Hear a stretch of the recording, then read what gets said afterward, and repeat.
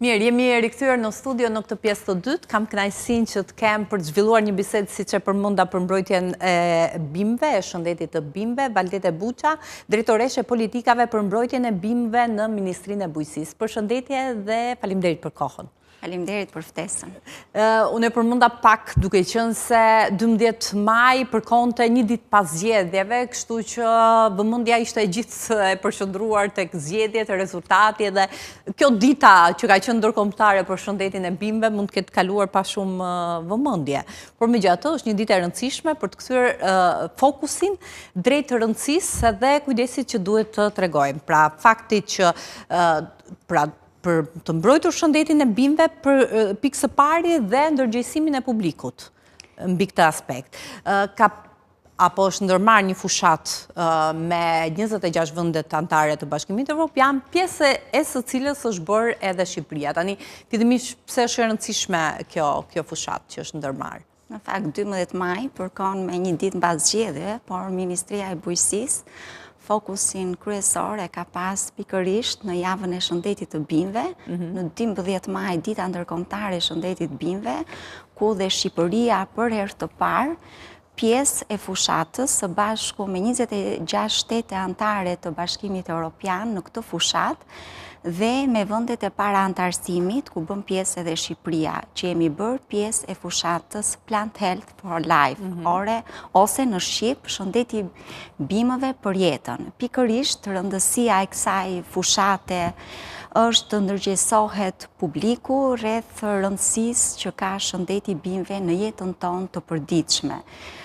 Siç mund ta dim, 80% të produkteve që ne konsumojmë janë me origjinë bimore dhe nuk mund të flasim për siguri ushqimore pa siguruar ushqimin. Dhe pikërisht duhet të fokusohemi të shëndetit bimëve, kur kemi shëndet të bimëve, jo vetëm njerëzit, por dhe kafshët kanë në ushqim, ambienti është më i pastër dhe ndikon në uljen e varfërisë, jo vetëm në Shqipëri, por në mbar globin. Pasim për këtë rëndësi që mund të ketë kjo fushatë ndërmarrë, java e ndërgjegjësimit e tjerë, por në thelb, duke qenë se ju me të drejtë e cilësua që është shumë e rëndësishme, duke qenë se është baza jonë e konsumit, 80% vjen nga bimët. Dhe në këto kushte, pra teksa është kaq e rëndësishme, sigurisht fushatat janë ndërmerren për ditën, për javën, por kjo duhet të jetë një punë e pandërprerë për të pasur atë siguri që gjithë secili nga ne dëshiron dhe që nuk bën kompromis në fund ditës, kur bëhet fjalë për cilësinë dhe sigurinë ushqimore. Janë të ndërgjegjësuar fermerët në këtë drejtim, duke pasur parasysh edhe rastet që kanë qenë sfundmi edhe përmend specat, mandarinat, pra dua të kuptoj më tepër sepse do të ndalemi edhe të angazhimi i ministrisë në këtë drejtim, por në vetvete, qytetari duhet ta di që duhet të ketë siguri në këtë drejtim, por jo gjithmonë varet nga ai, që do të thotë janë politikat, mënyra se si vepron fermeri dhe nga ana tjetër janë institucionet që mbikëqyrin dhe supozohet që duhet mbikëqyrin fermerin. Tani në vetvete fermeri apo ai që prodhon është mjaftueshëm i ndërgjegjësuar? Në fakt, jo vetëm fermeri shqiptar, por edhe fermerët europiana. Po, patjetër, se ne jemi treg i hapur, kështu që në fakt nuk duhet t'i lëm jashtë. Fusha e ndërgjegjësimit nuk është në nivele të larta për hir të vërtetës dhe prandaj edhe Komisioni Evropian para 3 viteve e pata arsyeshme që të fillonte një fushat, por nga ana tjetër ne jemi çdo ditë në terren me strukturat zbatuese tonën, siç janë ekstensioni bujqësor, që ne kemi filluar një fushat ndërgjegjësuese, pra në vim edhe të pyetjes tuaj, që është një punë e përditshme, jo vetëm me ditë ndërkombëtare të shëndetit të bimëve, por është punë e përditshme e punës së strukturave tona. Kështu nga janari i këtij viti deri më sot që ne flasim, nga Agjencia e Ekstensionit Bujqësor, nga agronomët janë kontaktuar rreth 5007 fermer, për të cilët pikërisht për të kuptuar rëndësinë e shëndetit të bimëve, por jo vetëm, edhe për përdorimin e produkteve për mbrojtjen e bimëve, që mos të kemi mbetje të pesticideve që mund të kenë të rrezikshme. Dhe njëkohësisht i penalizojnë këta fermerë në momentin që duan të eksportojnë se. Absolutisht. Nga ana tjetër, Autoriteti Kombëtar i Veterinarisë dhe Mbrojtjes Bimëve kryen monitorimin që kontrollet zyrtare në fermë si për përdorimin e produkteve për mbrojtjen e bimëve në mbajtjen e regjistrit të tyre konform legjislacionit, por edhe në monitorimet fitosanitare që tashmë kanë një plan të miratuar, plan vjetor nga Ministria e Bujqësisë dhe për të cilën janë çdo ditë në terren. Pra kontrollet janë në mënyrë të vazhdueshme. Ka një plan pune për këtë, pra ju përmendët që janë 5007 fermerë të cilët janë kontaktuar për gjatë këtij viti dhe ju është dhënë informacioni plot mbi çfarë duhet përdorin dhe çfarë nuk duhet përdorin. Vetëm kjo apo edhe në çfarë sasie? Absolutisht e gjithë produktet e mbrojtjes bimëve që janë regjistruar dhe janë në tregun shqiptar kanë një etiketë përkatëse. Etiketa përkatëse është e publikuar, pra çdo etiketë përkatëse është e publikuar në faqen zyrtare të Ministrisë së Bujqësisë dhe për të cilën çdo fermer. Ju ndahet kjo fermerëve se ju gjithë mund të kenë akses në website. Kjo është edhe, po prandaj është fushata e ndërgjegjësimit në terren që duke ndërgjegjësuar fermerin që të marrin vetëm produkte të regjistruar, etiketa është në gjuhën shqipe dhe aty kanë të gjithë dozën, kur duhet të trajtohen e kështu me radhë çdo informacion. Kanë informacion edhe nëse nuk kanë. Pra ndodh që të mos e kenë informacionin e duhur, a janë të vetëdijshëm, të përgjegjshëm për të ndjekur këshillat e profesionistëve në këtë drejtim? Pra e kanë atë përgjegjësinë që duhet të veprojmë konform rregullave? Absolutisht, sidomos gjatë këtij viti, nga daljet me mbetje të pesticideve, kemi pas nga Autoriteti Kombëtar i Veterinarisë dhe Mbrojtjes Bimëve, kemi pas dhe referime në prokurori, pikërisht për fermerët të cilët nuk e kanë zbatuar me korrektësi qoftë dozën e përdorimit të pesticideve apo edhe karencën ose periudhën e sigurisë nga momenti që trajtohet një bimë deri në momentin e vjeljes. Pra ka pas edhe masa ndërshkimore? Absolutisht. Sa të tilla? Kemi pas rreth 35 referime në instancat e ligjzbatuese. Nga dhjetori 2024 deri më tani. Pra dhe fermerët ka filluar ndërgjegjësimi plus kontaktimi i përditshëm nga strukturat tonë, siç thash, 5000 fermerë vetëm nga ekstensionistës, po nga ana tjetër dhe Autoriteti Kombëtar i Veterinarisë dhe Mbrojtjes Bimëve ka kryer deri më tani rreth 1324 monitorime në fermë. Këtu përmend monitorime fitosanitare në bazë të një plani të miratuar me urdhër ministri në fillim të vitit për të pasur bimë të shëndetshme dhe për të kujdesur mos të ketë dëmtues karantinor që përbën një rrezik ekonomik. Ky plan është i përcaktuar dhe do thotë, pra është një plan i cili mos gaboj një udhëzim i cili botohet edhe në fletoren zyrtare që tregon mbi kontrollet që duhet të ushtrohen në disa sektore dhe periodiciteti i tyre. Në rastin e bimëve, kontrollit të bimëve, mbi çfarë indikatorësh hartohet ky plan, që do të thotë ka zona në të cilat kontrollet janë më të intensifikuara, ka ferma në të cilat kontrollet janë më të shpeshta për shkak të rrezikut që mbartin, pra ka sinjale të tilla apo është një kontroll i zakonshëm që shtrihet në mënyrë rastësore, le të themi? Atëre, stafi i Ministrisë Bujqësisë, por jo vetëm dhe i strukturave të varësisë, janë pjesë e paneleve të EFSA-s, që është Autoriteti Kombëtar i Sigurisë Ushqimore, dhe ata kanë një metodologji si bëhen këto plane monitorimi.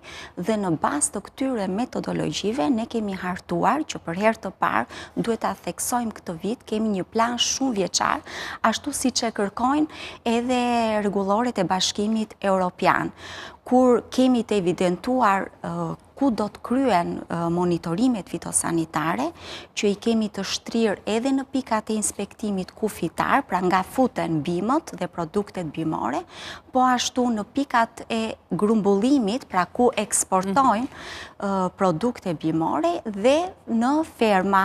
Pra i kemi të përcaktuar, kemi të përcaktuar dhe dëmtuesit prioritar çfarë duhet të monitorojmë ose të kemi në fokus, sepse jo vetëm monitorime fitosanitare, por ne kemi të parashikuar dhe marrje mostra dhe bërje analizave, sepse për të konfirmuar një dëmtues sidomos karantinor, patjetër që duhet të dali me analizë laboratorike, që ne e kryem pran ISUF-it, që është dhe laboratori referencës për shëndetin e bimëve. Duke qenë se ky është një plan që është i detajuar dhe i përcaktuar më herët dhe bëhet bazuar mbi këto tregues dhe shtrihet edhe në pikat kufitare, siç ju përmendët. Në vijim, pra në 6 mujorin e dytë, cilat do të jenë pikat e kontrollit? Mund të thuhet, pra se ku do të shtrihen kontrollet? Kontrolli do jetë në çdo fermë, do jetë në çdo ngarkesë që futet me bimë dhe produkte bimore ka kontrolle, por në bazë të riskut merren edhe marrje mostrave. Por jo vetëm duhet theksuar, jo vetëm në bazë të planit që tashmë është i miratuar, por agronomi në vetvete është një doktor që do të thotë në momentin që dyshon për një bimë, automatikisht është apo nuk është në plan monitorimi, merret mostra dhe dërgohet në Institutin e Sigurisë Ushqimore në ISUF. Ndërkohë, për të kuptuar pak se çfarë gabimesh më të shpeshta, ne folëm për ndërgjegjësim, folëm për përgjegjësi që duhet të kemë vetë fermerët, sepse në fund ditës është gjithçka varet nga ta. Por cilat janë gabimet më të shpeshta që hasni? Pra gabimet më të shpeshta që ata bëjnë? Cili është produkti që përdoret dhe pra çfarë haset më së shumti? Dhe që dëmton pa diskutim shëndetin e bimëve dhe duke dëmtuar shëndetin e bimëve, dëmton edhe apo cënon edhe sigurinë ushqimore për konsumatorët. Në fakt, motoja edhe kësaj fushatës ndërmarrë për shëndetin e bimëve është bimë të shëndetshme, jetë të shëndetshme. Dhe ajo pa kujdesi që ndoshta dhe nuk janë të informuar, fokusi është pikërisht, sidomos i kësaj fushate, është tek udhëtarët, duke qenë se jo vetëm në Shqipëri, por kudo, po dhe në Shqipëri turizmi sa po vjen e po shtohen, ne kemi shumë vizitor në vendin tonë, duhet të kenë kujdes, sepse në pikat e inspektimit kufitar, ne kemi tashmë një plan dhe inspektorët tanë monitorojnë, marrin mostra. Ndërsa kujdesi duhet në ato bagazhet që ne shkojmë jashtë, që ne pa ditur mund të marrim një suvenir ose një fidan për ta dërguar në shtëpi, ose qoftë edhe një lule, ose një produkt bimor, një frut apo një perim, dhe ato janë bartës kryesor për të përhapur dëmtues karantinor që janë të dëmshëm për vendin tonë. Tjetër, janë edhe që dhe këtë gjë nuk e kontrollon dot, prandaj duhet ndërgjegjësimi, pra mund të në dukje mund të jenë gjëra të vogla, por kanë një rëndësi, ka një rëndësi shumë të madhe. Për shembull, në Italinë që e kemi shumë afër, ka bërë nami në ulli dëmtuesi Xylella fastidiosa, që ka, domethënë, miliona ose miliarda euro dëm ekonomik që i ka sjell Italia. Vitin e kaluar ne ishim mirë sa i takon ullirit, paktën nuk u kërcënua nga këto. Jo, ishim mirë dhe në 2023 kemi bërë një survejim të veçantë vetëm për këtë dëmtues me marrje mostra dhe rreth 200 mostra, kur për fat të mirë kemi rezultuar të pastër nga ky dëmtues. Por ama fokusi duhet të jetë dhe kontrollet duhet të jenë të shtuara.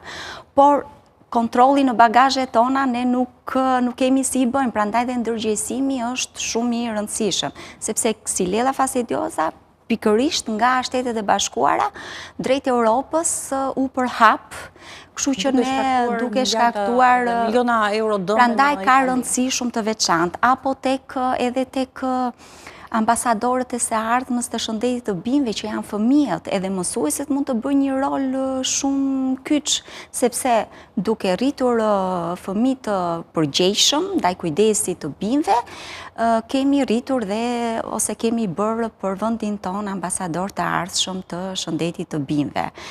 Pra kujdesi ndaj bimëve ose blerje online, që pse jo mund të kemi dhe blerje të bimëve online, ndoshta, por që duhet të kemi kujdes, sepse pikërisht padashje mund të mbarkim këto.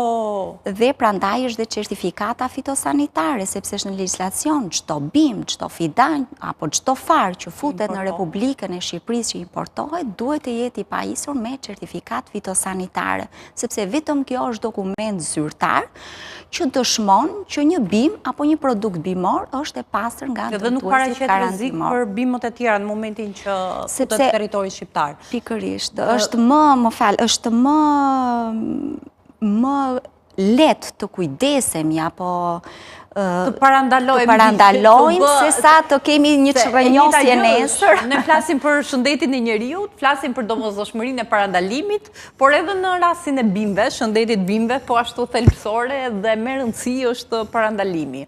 Tani për ullinjt ka kontrolle, do të ketë kontrolle, ka rreziqe këtë vit?